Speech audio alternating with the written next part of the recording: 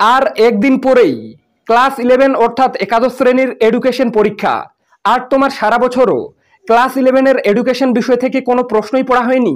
তাহলে আজকের এই ভিডিওটি তোমার জন্য। এই ভিডিওটিতে আমি ক্লাস 11-এর এডুকেশন বিষয় থেকে শেষ মুহূর্তের জন্য অতি গুরুত্বপূর্ণ 65টি এমসিকিউ প্রশ্ন নিয়ে আলোচনা করব। আশা রাখি এই গুরুত্বপূর্ণ 65টি এমসিকিউ প্রশ্ন তোমার যদি ক্লাস 11-এর এডুকেশন বিষয় থেকে ভালোভাবে পড়া থাকে, তাহলে এখান থেকেই তুমি ক্লাস 11-এর এডুকেশন পরীক্ষায় প্রায় প্রত্যেকটি এমসিকিউ প্রশ্ন কমন পেয়ে যাবে। এমনকি পরীক্ষার পর মিলিয়ে দেখবে বেশিরভাগ প্রশ্ন তোমরা এখান থেকে কমন পেয়ে যাবে। তো কাজেই বন্ধুরা, তোমরা যারা সারা বছরও কোনো কারণে পড়াশোনা করতে পারোনি আর শেষ মুহূর্তে হাতে গোনা মাত্র একটা দিন পরে অনেক ভালো রেজাল্ট করতে চাও, তারা অবশ্যই ভিডিওটি প্রথম থেকে শেষ পর্যন্ত দেখো এবং চ্যানেলে নতুন হয়ে থাকলে অবশ্যই চ্যানেলটি সাবস্ক্রাইব করে পাশে থাকা বেল আইকনটি প্রেস করে রাখো। কেননা এখন এই চ্যানেল থেকে পরীক্ষার একদিন আগে যে ভিডিওগুলো আসবে তুমি যদি প্রত্যেকটি ভালোভাবে ফলো করে যাও, তাহলেই কিন্তু অনেক ভালো রেজাল্ট করতে পারবে। তো চলো দেখে নেব গুরুত্বপূর্ণ প্রশ্নগুলি। প্রথমে দেখে নাও প্রথম অধ্যায়ের প্রশ্ন 1 নম্বরে, এডুকেশন কথাটির অর্থ কি? তো এডুকেশন কথাটির অর্থ হলো ব্যক্তির অন্তর্নিহিত সত্তার পূর্ণ বিকাশ। এরপর দেখে নাও 2-এর দাগে, এডুকেয়ার শব্দের অর্থ কি? উত্তর হয়ে যাবে পরিচর্যা করা। 3, এডুকেটাম শব্দের অর্থ কি? উত্তর হয়ে যাবে শিক্ষাদান করা। 4-এর দাগে, সংকীর্ণ অর্থে শিক্ষা কি? উত্তর তাত্ত্বিক জ্ঞান আহরণ করা। 5, ব্যাপক অর্থে শিক্ষা কি? উত্তর একটি মানসিক প্রক্রিয়া। 6, আধুনিক শিক্ষা ব্যবস্থা কি নির্ভর? উত্তর শিশু কেন্দ্রিক। এরপর দেখে নেব 7-এর দাগে, বিবেকানন্দের মতে শিক্ষা কি? উত্তর মানুষের অন্তর্নিহিত শিক্ষা। 8-এর দাগে, শিক্ষা হলো মানুষের অন্তর্নিহিত সত্তার পরিপূর্ণ বিকাশ, এ কথা বলেছেন কে? উত্তর বিবেকানন্দ। এরপর দেখে নেব 9-এর দাগে, শিশু এবং ব্যক্তির দেহ, মন ও আত্মার পরিপূর্ণ বিকাশের প্রচেষ্টা হলো শিক্ষা, উক্তিটি করেছেন কে? উত্তর গান্ধীজি। এরপর 10-এর দাগে, মানুষের উপার্জনক্ষম করে তোলার লক্ষ্যই শিক্ষার, এই প্রকার লক্ষ্যকে কি বলা হয়? মানুষকে উপার্জনক্ষম করে তোলাই শিক্ষার লক্ষ্য। শিক্ষার এই প্রকার লক্ষ্যকে কি বলা হয়? উত্তর বৃত্তিমূলক লক্ষ্য। তো বন্ধুরা, প্রথম অধ্যায় থেকে এই 10টা এমসিকিউ প্রশ্ন পড়ে যাও। আমি আশা রাখছি এই 10টার মধ্যে তুমি কিন্তু যে কোনো 2টা বা 3টা প্রশ্নই কমন পেয়ে যাবে। তাই বারবার বলা হচ্ছে প্রত্যেকটি প্রশ্ন ভালোভাবে রেডি করে যাও, তোমরা পরীক্ষার পর থ্যাঙ্কস জানাতে বাধ্য হবে। তো চলো দেখে নেবো এরপরে দ্বিতীয় অধ্যায়ের অতি গুরুত্বপূর্ণ প্রশ্নগুলি। 11-এর দাগে, শিক্ষাক্ষেত্রে শিক্ষকের ভূমিকা কিসের? উত্তর সহায়কের। 12-এর দাগে, ইনভায়রনমেন্ট কথাটি যে শব্দ থেকে এসেছে সেটি কি? উত্তর ইনভার্ন শব্দ থেকে। এরপর 13-এর দাগে, শিক্ষার্থী যা কিছু শেখে তাই পাঠক্রম, বলেছেন কে? উত্তর হর্নি। এরপরে দেখে নেব 14-এর দাগে, পাঠক্রম যত অর্থপূর্ণ হবে কাদের পক্ষে তা গ্রহণ করা সহজ হবে? উত্তর শিক্ষার্থীদের। এরপর দেখে নাও 15-এর দাগে, আধুনিক পাঠক্রম কি নির্ভর? উত্তর শিক্ষার্থী নির্ভর। 16-এর দাগে, শিশুর মানসিক বিকাশে সাহায্য করে যে স্বপাঠক্রমিক কার্যাবলী সেটি কি? উত্তর গল্প। এরপরে 17-এর দাগে, বিদ্যালয়ে মহান ব্যক্তিদের জন্মদিবস পালন করা হয় কোন স্বপাঠক্রমিক কার্যাবলীর অন্তর্গত? উত্তর সাংস্কৃতিক। 18-এর দাগে, আলোচনা ও বিতর্ক যে ধরনের পাঠক্রমিক কার্যাবলী হিসেবে বিবেচিত হয় সেটি কি?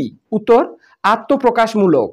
এরপরে দেখে নেব 19-এর দাগে, গ্রামোন্নয়নে অংশগ্রহণে যে ধরনের পাঠক্রমিক কার্যাবলী হিসেবে বিবেচিত হয় সেটি কি?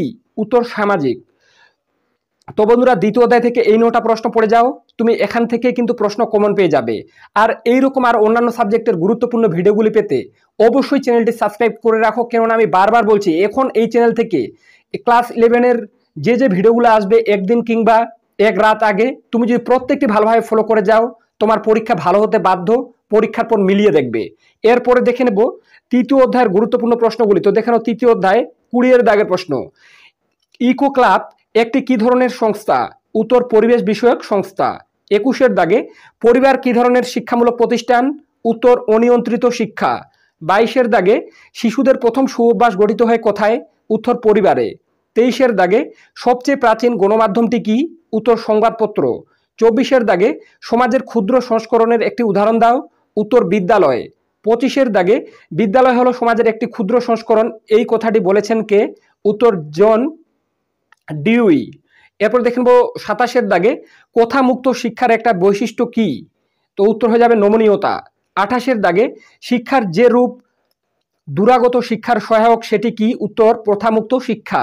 এরপরে দেখে নেব চতুর্থ অধ্যায়ের অতি গুরুত্বপূর্ণ এমসিকিউ প্রশ্নগুলি। তো দেখে নাও 29-এর দাগে আধুনিক মনোবিদ্যার মূল বিষয়বস্তু কি? উত্তর আচরণ। 30-এর দাগে ফিজিওলজি কথাটির অর্থ কি? উত্তর আত্মার বিজ্ঞান। এরপর দেখে নেব 31-এর দাগে শিক্ষার যে ক্ষেত্রটি মনোবিজ্ঞান দ্বারা প্রত্যক্ষভাবে নির্ধারিত হয় না সেটি কি? উত্তর শিক্ষার লক্ষ্য। 32-এর দাগে শিক্ষাবিজ্ঞান হলো মনোবিজ্ঞানের একটি কি ধরনের শাখা? উত্তর প্রয়োগমূলক শাখা। 33-এর দাগে আধুনিক ধারণা অনুযায়ী শিক্ষা মনোবিজ্ঞান কি? উত্তর আচরণের বিজ্ঞান। 34-এর দাগে শিক্ষা মনোবিজ্ঞান হলো আচরণের বিজ্ঞান, এটির প্রবক্তা কে? উত্তর ওয়াটসন। যে প্রশ্নগুলো বলা হচ্ছে শেষ মুহূর্তে পড়ে যাও, পরীক্ষার পর থ্যাঙ্কস জানাতে বাধ্য হবে, বারবার বলছি, কেননা আমি প্রতি বছর ক্লাস 11-এর একদিন আগে যে নোটসগুলো দেই বা যে প্রশ্নগুলো বলে দেই, পরীক্ষার পর দেখা যায় সেগুলাই কমন আসে। তাই বারবার বলছি, চ্যানেলে নতুন হয়ে থাকলে অবশ্যই চ্যানেলটি সাবস্ক্রাইব করে পাশে থাকা বেল আইকনটি প্রেস করে রাখো, কেননা এরপরের ভিডিওগুলিও আসবে খুব তাড়াতাড়ি, যাতে সেই ভিডিওগুলো সবার আগে তোমার কাছে পৌঁছে যায় আর তুমি ক্লাস 11-এর ফাইনালে অনেক ভালো রেজাল্ট করতে পারো। তো চলো দেখে নেবো এরপর পঞ্চম অধ্যায়ের প্রশ্ন। 35-এর দাগে শৈশবে শিশুর শিক্ষালয় কি? উত্তর প্রাক প্রাথমিক বিদ্যালয়।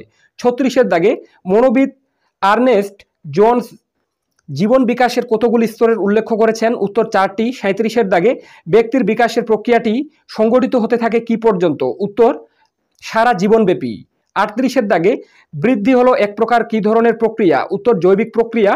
39-এর দাগে মনোবিদ পিকুনাস জীবন বিকাশের স্তরকে কয়টি ভাগে ভাগ করেছেন? উত্তর 10টি। 40-এর দাগে 0 থেকে 5 বছর মধ্যবর্তী সময়কালকে কি বলে? উত্তর শৈশব। 41-এর দাগে জীবন বিকাশের যে স্তরটিকে ঝড়ঝঞ্ঝার কাল বলা হয় সেটি কি? উত্তর কৈশোর। 42-এর দাগে কিন্ডার গার্ডেনের প্রবর্তক কে? উত্তর ফ্রয়েবেল। এরপর দেখে নেব ষষ্ঠ অধ্যায়ের অতি গুরুত্বপূর্ণ প্রশ্নগুলি। 43-এর দাগে পরিণমন কি ধরনের প্রক্রিয়া? উত্তর স্বাভাবিক প্রক্রিয়া। 44-এর দাগে কোন প্রক্রিয়ার জন্য মানসিক প্রস্তুতির প্রয়োজন হয় না? উত্তর পরিণমনের জন্য। 45-এর দাগে পুনর্কেন্দ্রিক কথাটির অর্থ কি? উত্তর মনে করা। এরপরে দেখে নেব সপ্তম অধ্যায়ের গুরুত্বপূর্ণ প্রশ্নগুলি। তো দেখে নাও 46-এর দাগে আমরা বাইরের জগৎ থেকে জ্ঞান অর্জন করি কিসের সাহায্যে? উত্তর ইন্দ্রিয়ের সাহায্যে। 47-এর দাগে জ্ঞান আহরণের প্রথম প্রক্রিয়াটি কি? উত্তর সংবেদন। 48-এর দাগে সংবেদন সৃষ্টি হয় কি থেকে? উত্তর হয়ে যাবে উদ্দীপক থেকে। 49-এর দাগে কোনো বস্তু সম্পর্কে ধারণা গঠন করার সময় কতগুলি সংবেদন প্রক্রিয়া সংগঠিত হয়? উত্তর 4টি। প্রত্যেকটি প্রশ্ন গুরুত্বপূর্ণ, বারবার বলছি, কোথায় ট্রাস্ট রেখে পড়ে যাও, পরীক্ষার পর থ্যাঙ্কস জানাতে বাধ্য হবে, এতটুকু আমি গ্যারান্টি দিয়ে বলতে পারি। এরপর দেখে নেব অষ্টম অধ্যায়ের প্রশ্ন। তো দেখে নাও অষ্টম অধ্যায় থেকে 50-এর দাগের প্রশ্ন। ব্রাহ্মণ্য শিক্ষা ব্যবস্থায় শিক্ষার সুযোগ লাভ করত কারা? উত্তর ব্রাহ্মণ, ক্ষত্রিয় ও বৈশ্য শিক্ষার্থীরা। 51-এর দাগে প্রাচীন ভারতে কোন স্থানটি ব্রাহ্মণ্য শিক্ষার কেন্দ্র হিসেবে প্রসিদ্ধ লাভ করে? উত্তর তক্ষশিলা।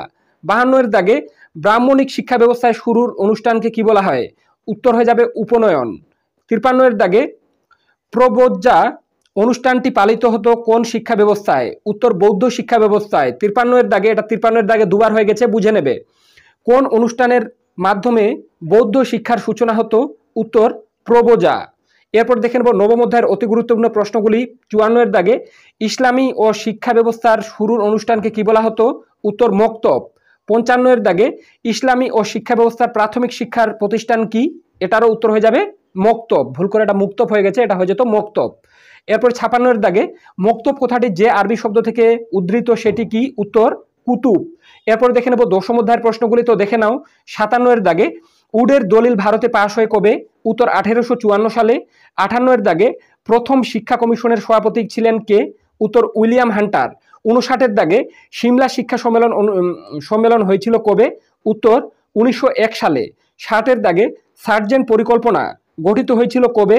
উত্তর 1944 সালে। এরপরে সবার শেষের অধ্যায় একাদশ অধ্যায় দেখে নাও 61-এর দাগে আত্মীয় সভা প্রতিষ্ঠিত হয় কবে? উত্তর 1815 সালে। 62-এর দাগে ব্রাহ্ম সমাজের প্রতিষ্ঠাতাকে? উত্তর রাজা রামমোহন রায়। 63-এর দাগে মাতৃভাষায় মাতৃদুগ্ধ এটির প্রবক্তাকে? উত্তর রবীন্দ্রনাথ। 64-এর দাগে নৌ তালিম শিক্ষার প্রবর্তককে? উত্তর গান্ধীজি। তো এই ছিল বন্ধুরা ক্লাস 11-এর এডুকেশন বিষয় থেকে অতি গুরুত্বপূর্ণ 65টি এমসিকিউ প্রশ্ন। আশা রাখি এই 65টি এমসিকিউ প্রশ্ন তোমার যদি ভালোভাবে পড়া থাকে তাহলে এই প্রশ্নগুলোর মধ্যে তুমি কালকের বা 21 তারিখের এডুকেশন পরীক্ষায় প্রায় বেশিরভাগ এমসিকিউ প্রশ্নই কমন পেয়ে যাবে। তো বন্ধুরা, আজকের ভিডিওটি এ পর্যন্তই। ভিডিওটির মাধ্যমে একটু হলেও উপকৃত হয়ে থাকলে অবশ্যই চ্যানেলটি সাবস্ক্রাইব করে পাশে থাকা বেল আইকনটি প্রেস করে রাখো। কেননা এখন এই চ্যানেল থেকে যে ভিডিওগুলো আসবে, তুমি যদি প্রত্যেক দিন পরীক্ষার একদিন আগেও পড়ে যাও, তোমার পরীক্ষার রেজাল্ট ভালো হতে বাধ্য। তো দেখা হবে নেক্সট কোনো ভিডিওতে।